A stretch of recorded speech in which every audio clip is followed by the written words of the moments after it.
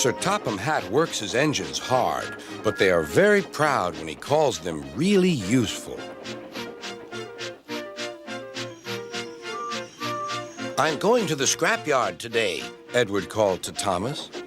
"What, already? You're not that old," replied Thomas cheekily. Thomas was only teasing.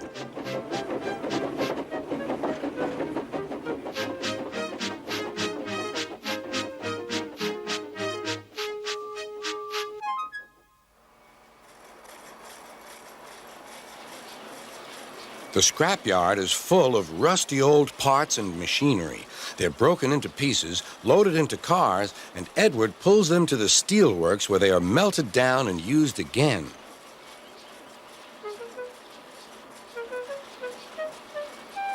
Today, there was a surprise waiting for Edward in the yard. It was a traction engine. "Hello," said Edward. "You're not broken and rusty. What are you doing here?" "I'm Trevor. They're going to break me up next week." "What a shame," said Edward. "My driver says I only need some paint, polish, and oil to be as good as new, but my owner says I'm old-fashioned." Edward snorted. "People say I'm old-fashioned, but I don't care. Sir Topham Hatt says I'm a useful engine. What work did you do?" "My owner would send us from farm to farm. We threshed corn, hauled logs, and did lots of other work. The children loved to see us." Trevor shut his eyes, remembering. "Oh, yes, I like children."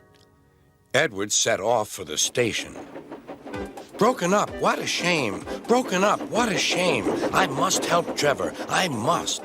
He thought of all his friends who liked engines, but strangely, none of them would have room for a traction engine at home. "It's a shame, it's a shame," he hissed.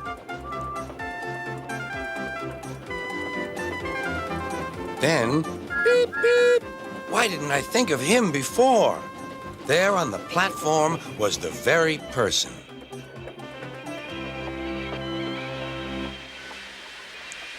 "Hello, Edward. You look upset."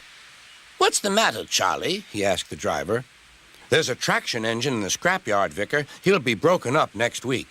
Jem Cole says he never drove a better engine."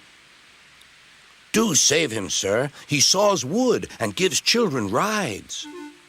"We'll see," replied the vicar.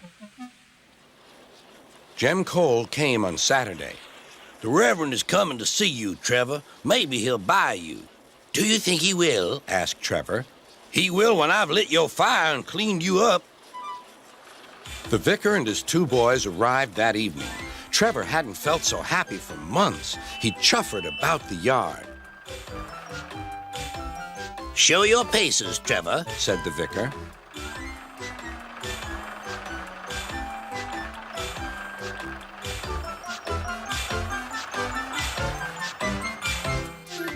Later, he came out of the office smiling. "I've got him cheap, Jem, cheap." "Do you hear that, Trevor?" cried Jem. "The Reverend saved you, and you'll live at the vicarage now." "Beep, beep," whistled Trevor. Now Trevor's home is in the vicarage orchard, and he sees Edward every day.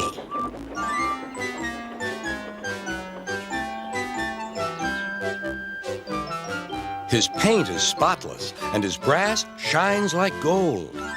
Trevor likes his work, but his happiest day is the church fair. With a wooden seat bolted to his bunker, he chuffers round the orchard, giving rides to children.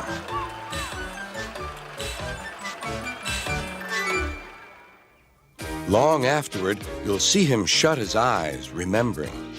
"I like children," he whispers happily.